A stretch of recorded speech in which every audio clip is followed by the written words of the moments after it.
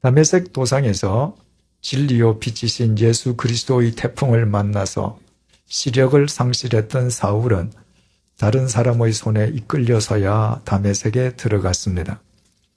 그리고 그는 다메섹의 직가에서 사흘 동안 식음을 전폐하며 주님께 금식 기도를 드렸습니다.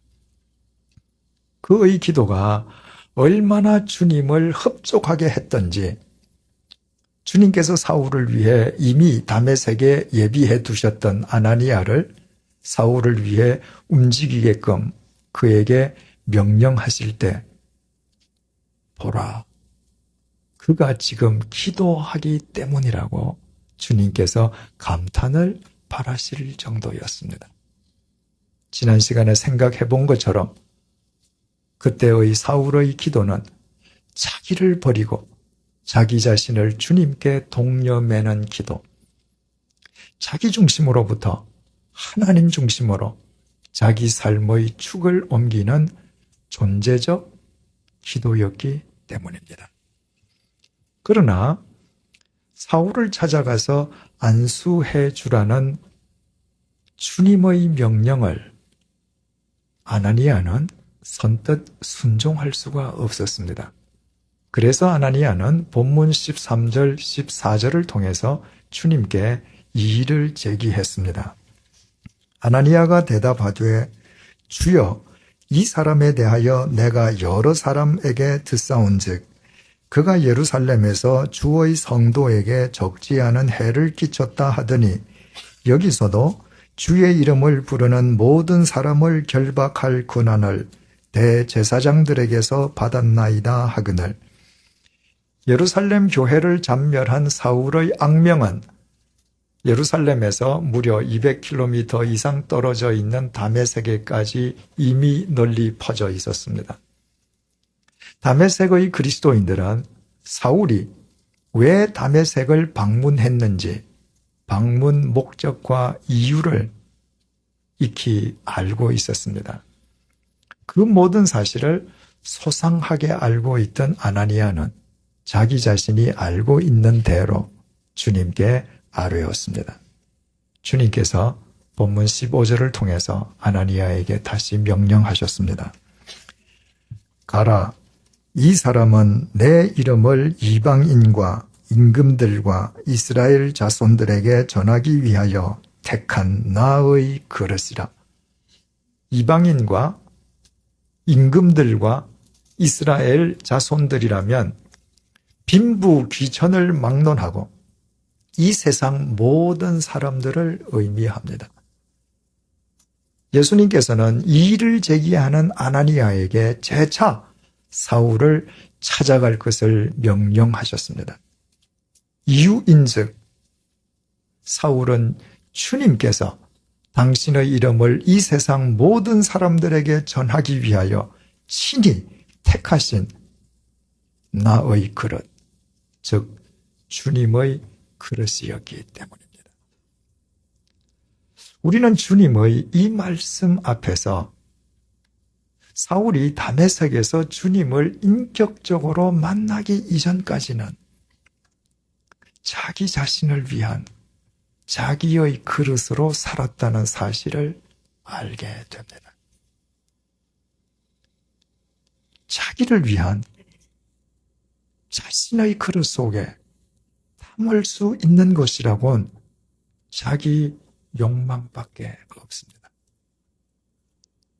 자신이 속해 있는 유대교 내에서 대제사장을 비롯한 지도자들로부터 더 큰 신임을 얻어 자신의 입지를 더욱 공고히 하고 더 높은 지위와 직책과 명예를 얻고픈 자기 욕망이었습니다.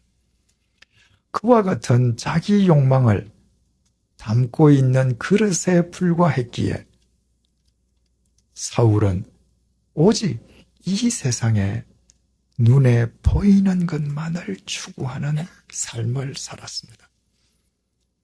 그래서 사울은 유대교 지도자들의 하수인들인 상인들에 의해서 예루살렘 성전이 장악되고 성전이 강도의 소굴로 전락한 것을 조금도 그릇되이 여기지 않았습니다.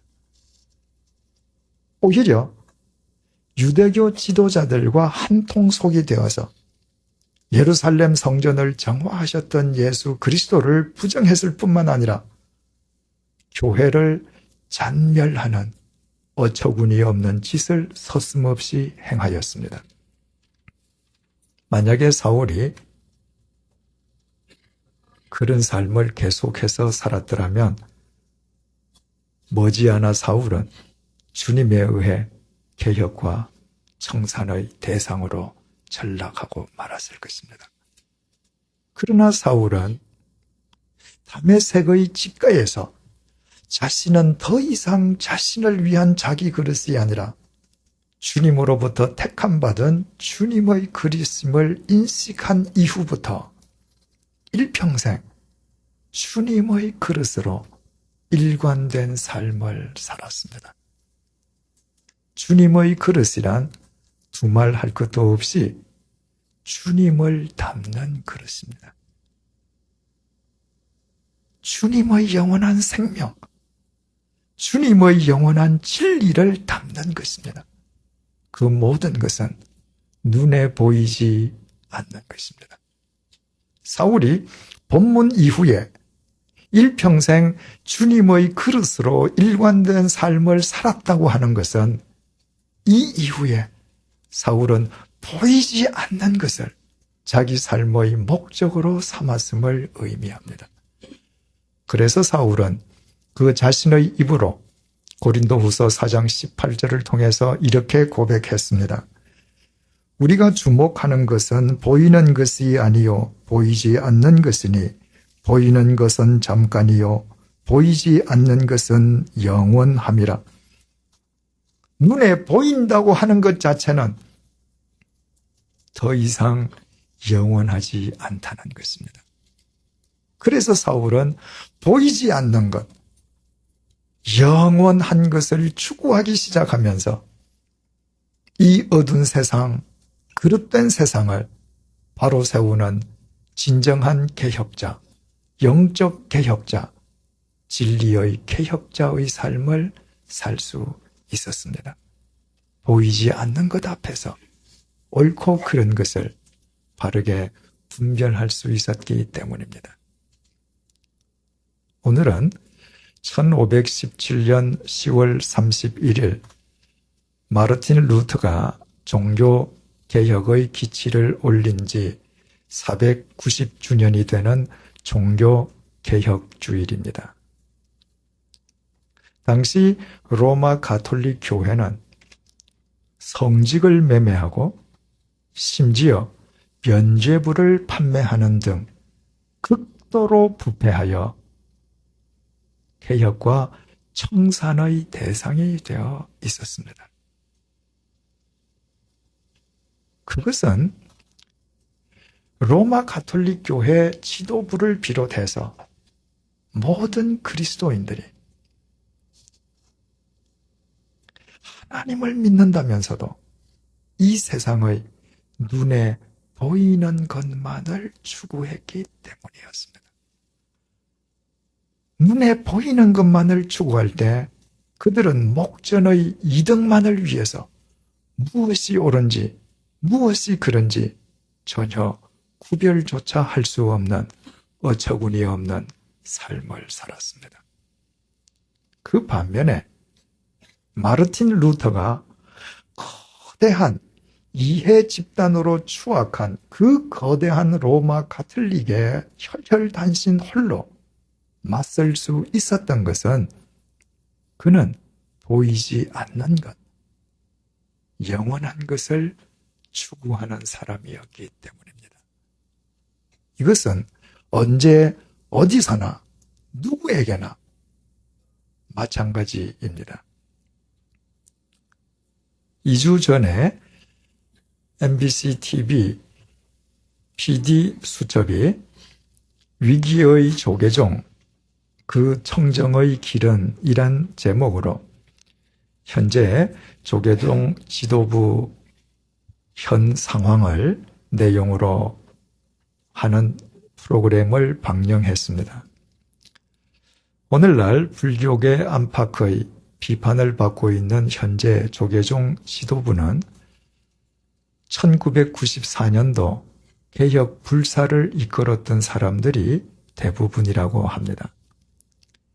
1994년도에 젊은 승려들이 당시 총무원장의 삼선 연임 반대와 종단의 개혁을 요구하면서 골기했습니다.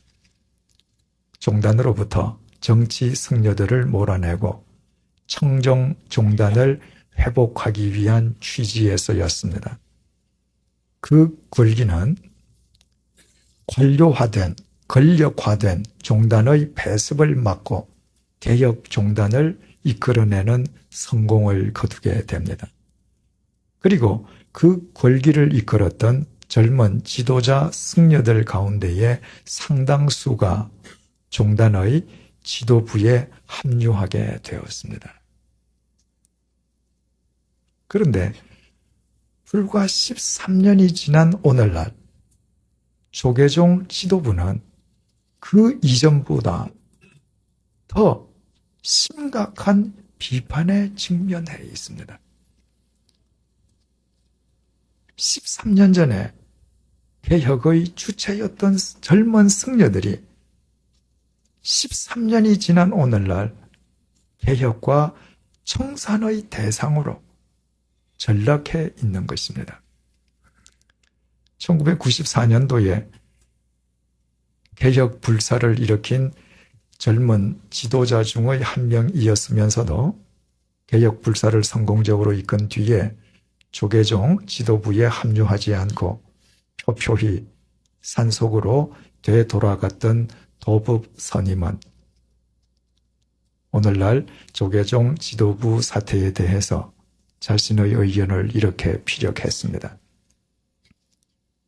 개혁은 이해관계를 뛰어넘는 것이고 그것은 개혁의 철학과 안목의 힘에 의해서만 가능하다. 그런데 개혁의 주체였던 사람들의 개혁 철학과 안목의 빈곤으로 그들이 종단 지도부에 합류하면서 이해관계에 휘말리고 말았다.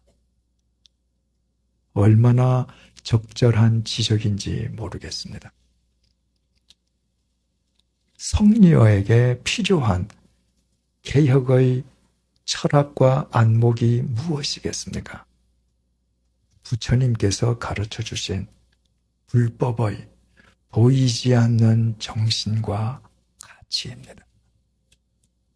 그 보이지 않는 것을 승려가 상실하면 어제 개혁의 주체였던 사람도 오늘 개혁의 대상으로 얼마든지 전락할 수 있습니다.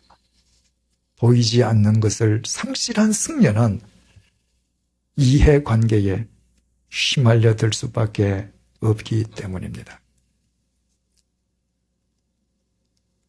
보이지 않는 것을 추구하려 하지 않았던 유대 종교 지도자들에 의해서 예루살렘 성전은 강도의 소굴로 전락되었습니다. 오직 보이는 것만을 추구했기에 그들은 자신들에 의해 예루살렘 성전이 강도의 소굴로 변했음에도 불구하고 그 잘못을 깨닫지도 못하는 어처구니 없는 삶을 살았습니다. 중세기 로마 가톨릭 교회가 눈에 보이는 것만을 추구했을 때 로마 가톨릭 교회는 추악한 이해 집단으로 전락하고 말았습니다. 사울은 보이지 않는 것, 영원한 것을 추구하기 시작하면서 자신의 욕망을 담는 자기를 위한 허망한 그릇의 삶으로부터 비로소 탈피할 수 있었습니다. 마르틴 루터 역시 보이지 않는 것을 추구함으로 종교개혁의 기치를 올릴 수 있었습니다.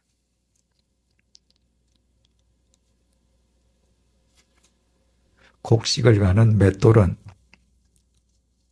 둥글고 크고 넓은 두 개의 돌로 이루어져 있습니다.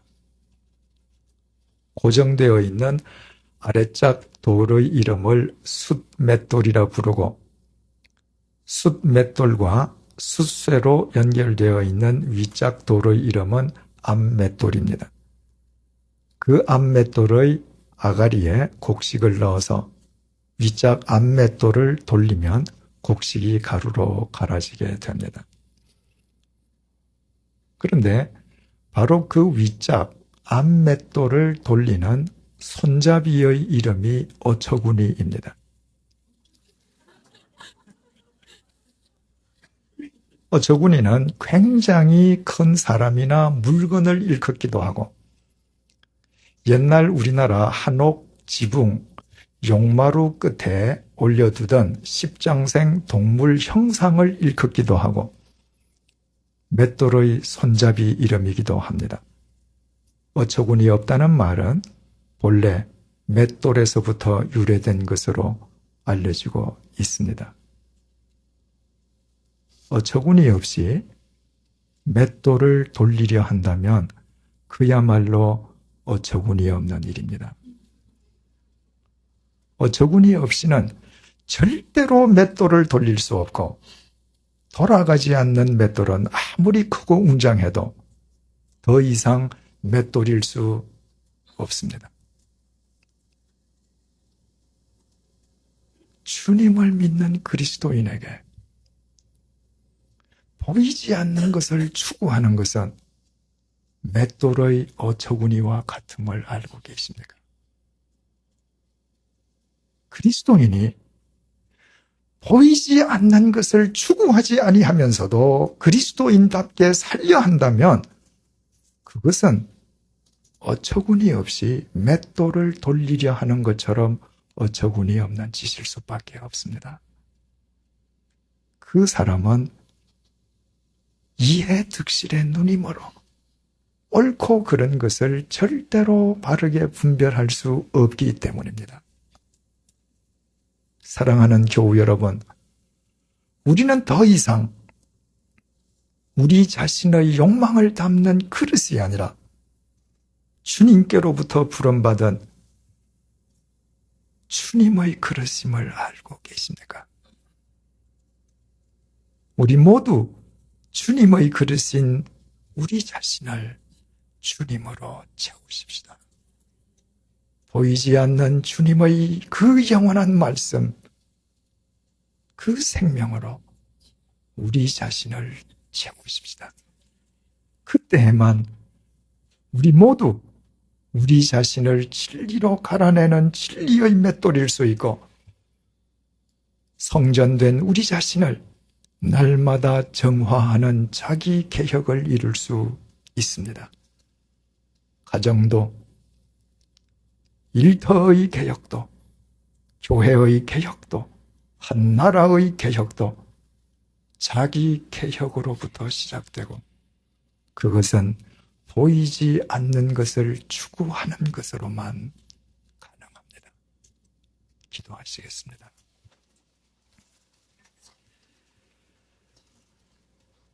하나님을 믿는다면서도 보이지 않는 것을 결여했기에 우리는 그릇된 것을 그릇된 것으로 인식조차 하지 못했습니다. 주님 안에서 영원한 생명을 얻었다면서도 보이지 않는 영혼을 추구하지는 않았기에 세상의 그릇된 것을 바로잡는 사람들을 경이롭게 여기기보다는 오히려 그들이 내 곁에 있다는 것 자체를 불편해했습니다. 세상이 썩었다고 개혁을 외치면서도 보이지 않는 본질은 상실했기에 우리는 늘 목전의 이해관계에 휘둘리며 진리와 무관한 삶을 살았습니다. 오직 세상에서 보이는 것만을 추구하느라 주님을 믿는다는 우리 자신은 허망한 욕망의 그릇에 불과했습니다. 그럼에도 종교개혁주의를 맞는 오늘 주님께서 우리를 다시 불러주시고 어처구니 없이 맷돌을 돌리려는 것처럼 보이지 않는 것을 상실하고서도 그리스도인으로 살아가겠다는 어처구니 없는 우리 자신의 실상을 꿰뚫어 보게 해 주셔서 감사합니다. 우리 자신은 우리 자신을 위한 그릇이 아니라 주님으로부터 부름받은 주님의 그릇임을 잊지 않도록 도와주옵소서. 주님의 그릇인 우리 속에 주님을 온전히 담게 하여 주옵소서. 보이지 않는 주님의 영원한 생명과 영원한 진리로 우리를 충만하게 채우게 도와주옵소서. 보이지 않는 것이 우리 삶의 궁극적 목적이요 절대 가치가 되게 하여 주옵소서. 그리하여 보이는 이 세상에서 자기 자신을 진리로 갈아내는 진리의 맷돌이 되게 하시고 날마다 성전된 자기 자신을 정화하는 자기 개혁을 이루어가게 하여 주옵소서. 날이 갈수록 더욱 보이지 않는 것을 추구하므로 아무리 나이가 들어도 주위 사람들로부터 개혁이나 청산의 대상으로 취급당하지 않고 오히려 우리로 인해 우리의 가정과 일터, 교회가 그리고 사회가 날로 개혁되게 하여 주옵소서. 이 시간 이후 더 이상 주님 밖에서 어처구니 없는 삶이 아니라 주님 안에서 분명 어처구니 있는 삶을 살게 하여 주옵소서. 예수님의 이름으로 기도드립니다. 아멘.